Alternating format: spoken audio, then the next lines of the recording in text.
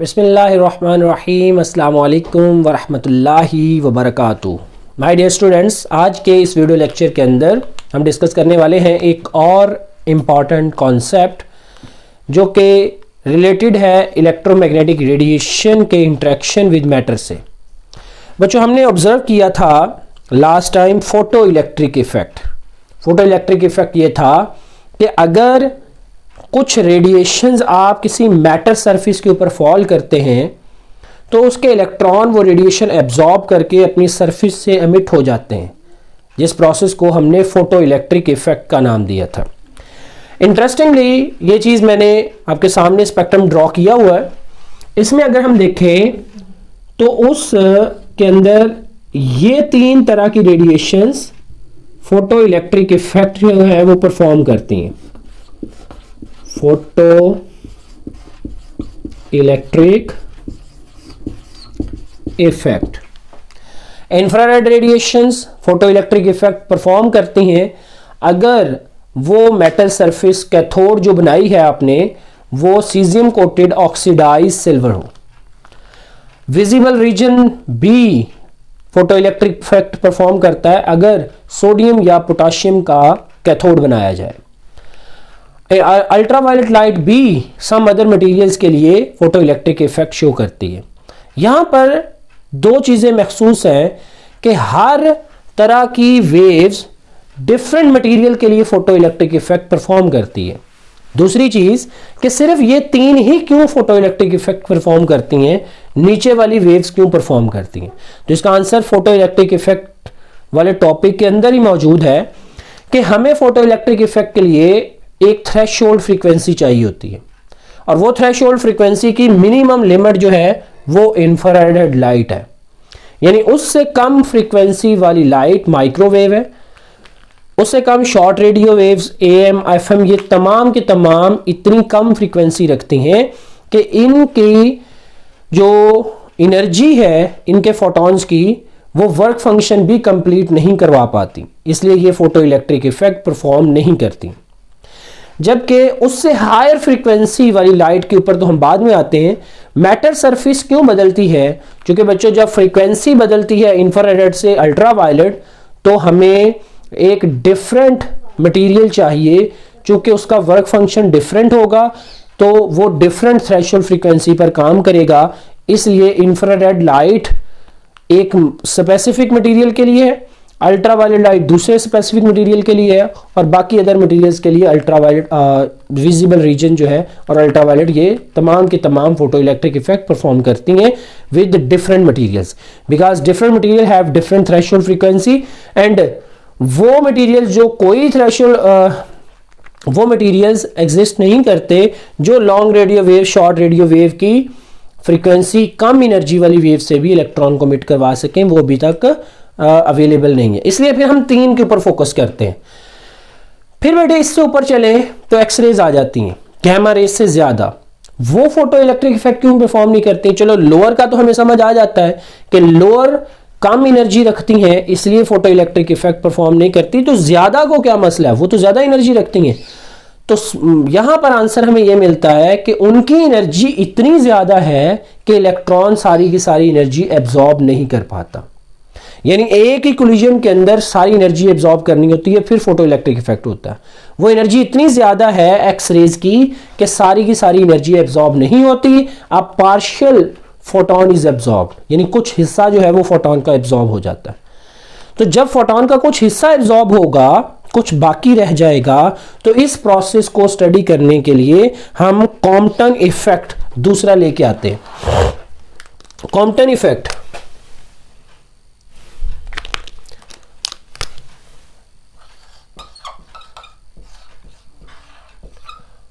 Compton effect बेटे क्या है कि जब एक्स रेज को किसी भी मैटर के ऊपर फॉल किया जाएगा तो उसके इलेक्ट्रॉन एक पोर्शन फोटोन के मोमेंटम का फोटोन का एब्जॉर्ब करके स्कैटर हो जाएंगे, जिसकी वजह से फोटोन की एनर्जी कम हो जाएगी।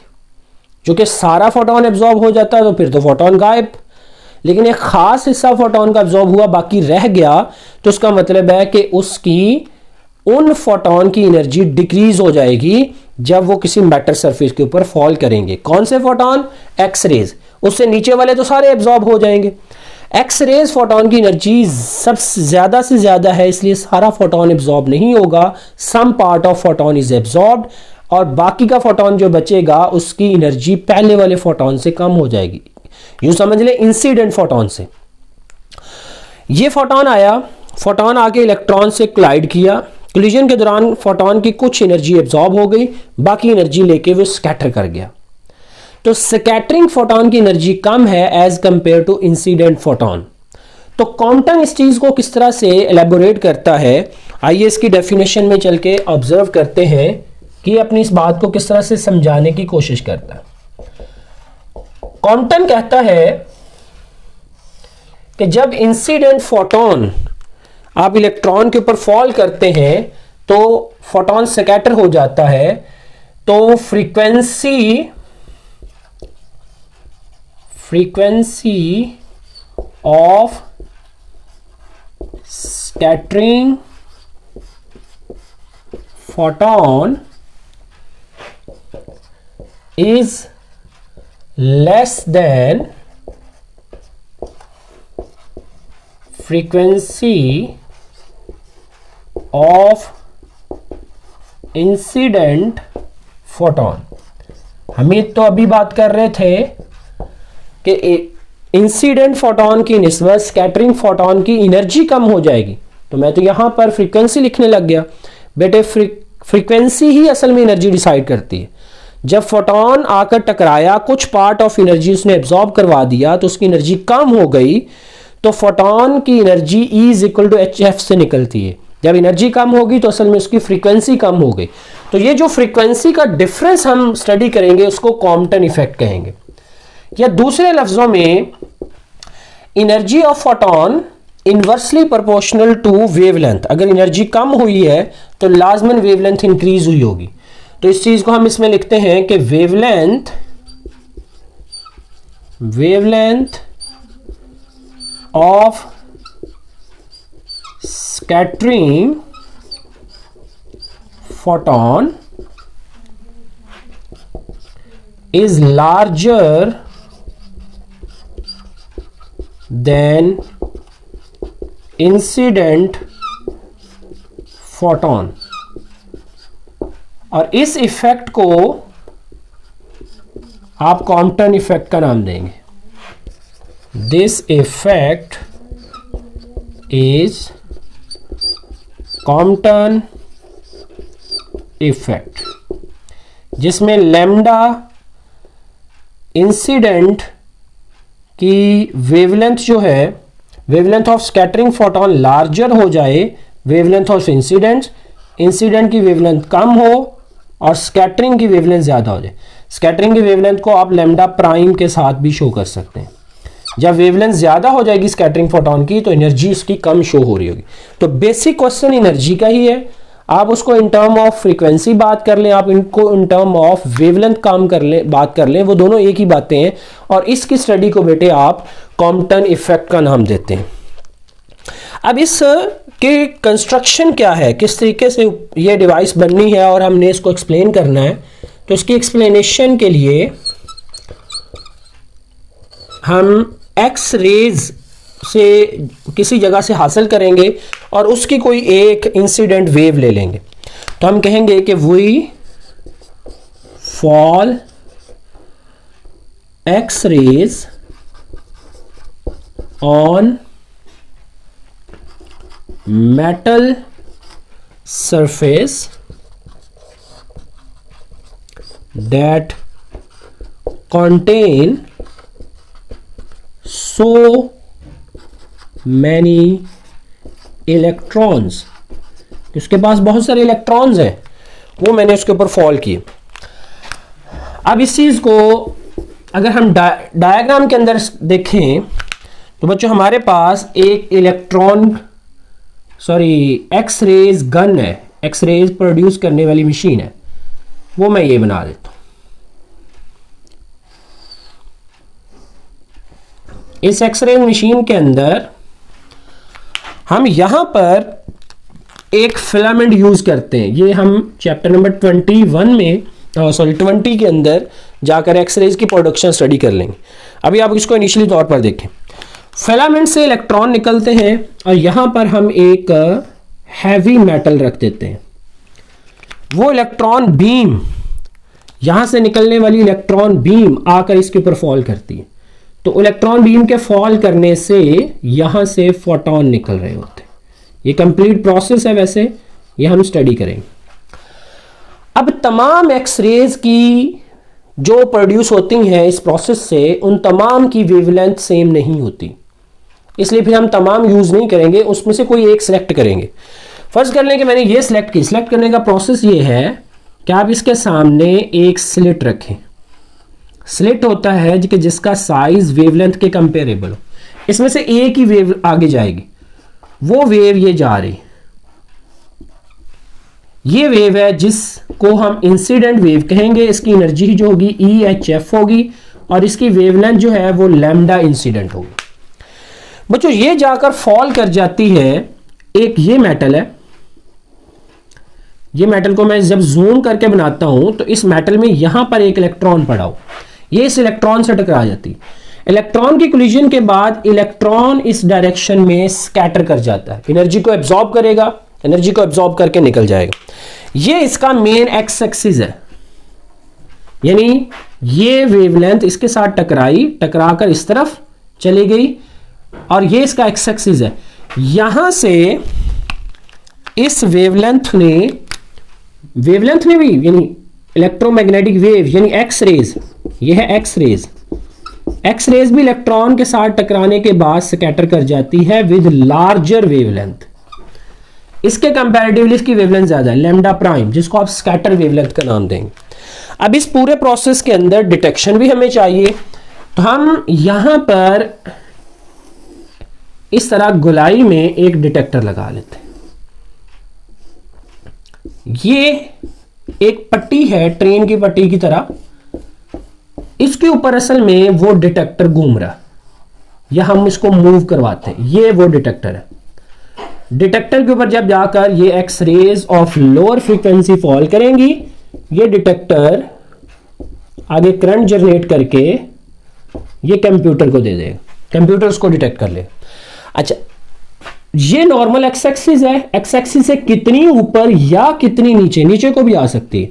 ये कितनी डिफ्लेक्ट हुई है या स्कैटर हुई है, इसका ये जो स्कैटरिंग एंगल है ये बहुत इंपॉर्टेंट है। ये हम इस डिटेक्टर की मूवमेंट से पता कर लेंगे कि कितने डिग्री ऊपर जाकर डिटेक्टर ने डिटेक्ट किया, उतना ही यहां से एंगल होगा उसका स्कैटरिंग एंगल। तो इस स्कैटरिंग एंगल ने ही डिसाइड करना है कि कितनी ज्यादा जो है वो एनर्जी इसकी कम हुई। क्योंकि जैसे ही इंसिडेंट एक्सरेज ने इलेक्ट्रॉन पर फॉल किया, इलेक्ट्रॉन स्कैटर कर गया, तो इंसिडेंट एक्सरेज भी स्कैटर की। ज्यादा स्कैटरिंग होगी, कम स्कैटरिंग होगी, it is decided by the energy कि इलेक्ट्रॉन ने कितनी एनर्जी एब्जॉर्ब की है। तो इलेक्ट्रॉन ने जितनी एनर्जी एब्जॉर्ब कर ली होगी, तो बाकी बचने वाली एनर्जी उसी हिसाब से स्कैटरिंग एंगल पे जाएगी। अब बच्चों इस पूरे प्रोसेस के अंदर law of conservation of energy and law of conservation of momentum दोनों होल्ड करते हैं। तो अगर आपसे कोई पूछ ले कि कौन सा लॉ जो है वो क्वांटम इफेक्ट में होल्ड करता है, तो आप दोनों लॉ का नाम देंगे। It holds law of conservation of energy and momentum, ये दोनों लॉज होल्ड करेंगे। अब इन्हीं लॉज की बेस पर एक इक्वेशन ड्राइव की गई जो आपके सिलेबस का हिस्सा नहीं है, हम उसको डायरेक्ट उस रिजल्ट को लिखकर डिस्कस करेंगे।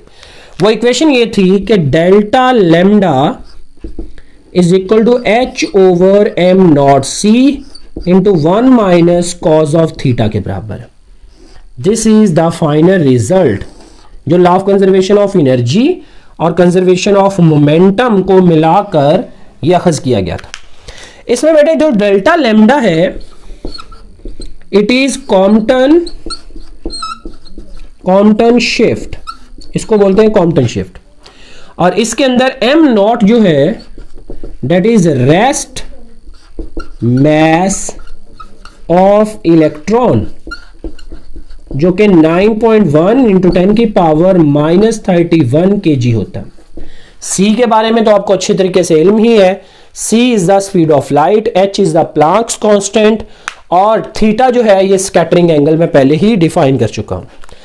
अब अगर हम h over m naught c 6.63 multiply 10 की पावर -34 डिवाइडेड बाय 9.1 इंटू 10 की पावर -31 मल्टीप्लाई 3.0 इंटू 10 की पावर -10 की पावर 8, ये तमाम वैल्यूज को पुट करके सॉल्व करें तो हमारे पास जो आंसर आएगा वो in term of Compton wavelength होगा। उसको हम कॉम्पटन वेवलेंथ का नाम देंगे। ये 2.43 इंटू 10 की पावर -12 मीटर है। इसको बेटे आप नाम देते हैं, this is Compton wavelength. This is called Compton wavelength. Compton wavelength एक रेफरेंस पॉइंट है। वो रेफरेंस पॉइंट जो है वो हमारे पास उसके लिहाज से कॉम्पटन शिफ्ट जो है वो आ रहा होगा।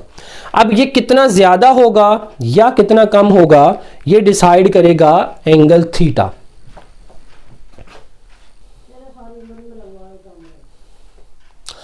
अब एंगल थीटा ज्यादा या कम होगा, एंगल थीटा इसकी डिफ्लेक्शन है, स्कैटरिंग है कि कितने एंगल पर ये स्कैटर होगा, उस लिहाज से इसकी वैल्यू आनी है।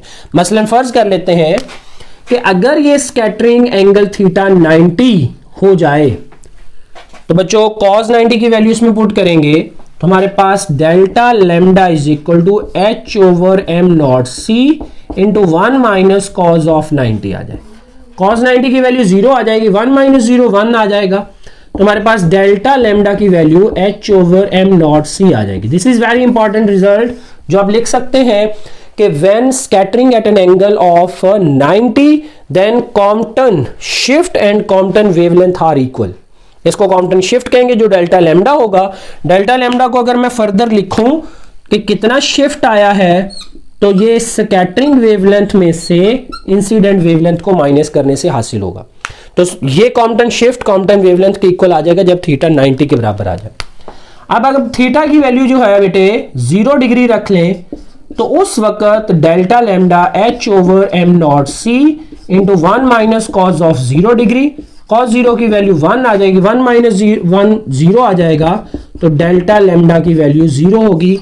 Then Compton shift is equal to 0, यानी इस वक्त कोई कॉम्पटन शिफ्ट नहीं होगा।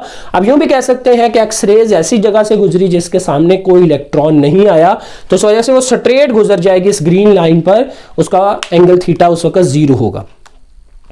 अब ये था हमारे सामने कि कॉम्पटन शिफ्ट क्या है, उसको एक मेजरमेंट कैसे करते हैं और कॉम्पटन वेवलेंथ के साथ उसका क्या रिलेशन है और ये आता क्यों है, क्योंकि सारी एनर्जी इतनी ज्यादा होती है कि सारी की सारी एनर्जी एब्जॉर्ब नहीं होती। अब मैं एक्स रेज को अगर कहूं कि इससे हमने क्या स्टडी किया, इससे बेटे हमने कॉम्पटन इफेक्ट को स्टडी कर लिया, यानी Compton effect is study by the X rays. फिर एक्स रेज से भी ज्यादा एनर्जी वाली वेव्स हैं, उनको अगर फॉल करें तो कौन सा प्रोसेस होगा वो अगले लेक्चर की बात है, लेकिन हम यहां तक इस चीज को अच्छे तरीके से समझते हैं। अब इससे रिलेटेड शॉर्ट क्वेश्चन की अगर बात की जाए तो क्वेश्चन नंबर यही है, question number 19.18, why do not we observe Compton effect with visible light? Visible light से कॉम्पटन इफेक्ट इसलिए ऑब्जर्व नहीं होगा क्योंकि विजिबल लाइट कम है as compare to X rays, और विजिबल लाइट सारी की सारी एब्जॉर्ब हो जाएगी, कुछ भी स्कैटर होने को बाकी नहीं रहेगा, इसलिए कॉम्पटन इफेक्ट विजिबल लाइट से ऑब्जर्व नहीं हो सकता, एक्स रेज से ऑब्जर्व होगा क्योंकि एक्स रेज की एनर्जी इतनी ज्यादा है कि बाकी एनर्जी स्कैटर हो जाती है। तो स्कैटरिंग एनर्जी की वेवलेंथ का जो चेंज है वही ऑब्जर्व करना कॉम्पटन शिफ्ट का नाम है, सॉरी कॉम्पटन शिफ्ट का नाम है, और इस इफेक्ट को हम कॉम्पटन इफेक्ट का नाम दे देते हैं। अब बच्चों इसके रिलेटेड कुछ न्यूमेरिकल्स हैं। 19.4 ये हमने कर लिया था। 19.5 X rays of wavelength 22 picometre lambda of ये 19.5 है, 22 पिकोमीटर, ये एक्सरेज की वेवलेंथ है, 22 इंटू 10 की power -12 metre is are scattered from the carbon target. The scattered radiation being viewed at 85, यानी ये scattered radiation है, ये थीटा एंगल जो है जब 85 डिग्री था उस पे ऑब्जर्व की गई। To the incident beam what is the Compton shift, तो डेल्टा लैम्डा की वैल्यू आपने फाइंड करनी। तो बच्चों delta lambda is equal to h over m naught c into 1 minus cos of theta. h over m naught c की value आप जबानी भी लिख सकते हैं 2.43 इंटू 10 की पावर -12, ये इतनी चीज की जगह आ जाएगी, 1 माइनस कॉज ऑफ 85 कर देंगे, तो इससे जो वैल्यू निकलेगी वो डेल्टा लैम्डा की निकल आएगी, जो हमारा कॉम्पटन शिफ्ट होगा। Question number 19.6, a 90 kilo electron volt X rays photon, अब ये एनर्जी ऑफ फोटोन दी है 19.6, energy of photon is 90 kilo electron volt. इसको ऐसे यूनिट में चेंज कर लें, 90 इंटू 10 की पावर 3 हो जाएगी किलो, इलेक्ट्रॉन का चार्ज पुट करें तो 1.6 इंटू 10 की पावर -19, तो ये जूल के अंदर एनर्जी आ जाएगी। बेटे आपको एनर्जी ऑफ इलेक्ट्रॉन मिल गई, अब आप वेवलेंथ ऑफ इलेक्ट्रॉन भी इससे निकाल सकते हैं। A carbon target when find the wavelength of incident photon and wavelength of scattering photon, दोनों की निकालनी है। पहले इंसिडेंट फोटोन की वेवलेंथ निकाल लें, इंसिडेंट फोटोन की वेवलेंथ तो एनर्जी से निकल आएगी, E is equal to H C over lambda. बेटे लैम्डा की वैल्यू क्या आ जाएगी, lambda H C over E, H भी कांस्टेंट है 6.63 इंटू 10 की पावर -34, सी की 3 इंटू 10 की पावर 8 डिवाइडेड बाय ई की वैल्यू जो ऊपर लिखी है 90 इंटू 10 की पावर 3 इंटू 1.6 इंटू 10 की पावर -19। इससे जो वेवलेंथ आएगी वो इंसिडेंट वेवलेंथ आ जाएगी इन मीटर। इंसिडेंट वेवलेंथ आ गई बेटे इसकी 13.8 पिकोमीटर, ये इंसिडेंट आ जाएगी 13.8 इंटू 10 की पावर -12 मीटर। अब आपने स्कैटरिंग वेवलेंथ फाइंड करनी है, lambda prime, lambda prime find करनी है जब एंगल थीटा 60 डिग्री होगा। अब लैम्डा प्राइम एंगल थीटा 60 और 30 दो एंगल पर फाइंड करनी है, तो मैं इनमें से एक पर फाइंड कर देता हूं 30 पर, 60 पर आप खुद निकाल लें। डेल्टा लैम्डा बेटे किसके बराबर होता है, lambda prime minus lambda incident, तो हम यहां पे लिखेंगे delta lambda is equal to h over m naught c into 1 minus cos of 30 degree. Clear, h over m naught c की वैल्यू कांस्टेंट गिवन है 2.43 इंटू 10 की पावर -12, वो put करें, 1 माइनस कॉज ऑफ 30 की वैल्यू आपको calculator से मिल जाए, ये डेल्टा लैम्डा आ जाएगा। डेल्टा लैम्डा को फर्दर लिखेंगे lambda incident, lambda scatter minus lambda incident, lambda incident इसमें जमा हो जाएगा, तो लैम्डा प्राइम की वैल्यू आ जाएगी delta lambda plus lambda incident. बच्चों लैम्डा इंसिडेंट आपको यहाँ पे गिवन है, डेल्टा लैम्डा में इसको जमा करेंगे तो लैम्डा स्कैटर की वैल्यू आ जाएगी। फिर आप चेंज सिर्फ एंगल थीटा करोगे तो आपकी डेल्टा लैम्डा की वैल्यू चेंज हो जाएगी, तो फिर लैम्डा स्कैटर लैम्डा प्राइम निकालना है तो delta lambda plus lambda incident करने से वो सॉल्व हो जाएगा। तो it's related numericals and short question to the Compton effect. Take care. Allah Hafiz.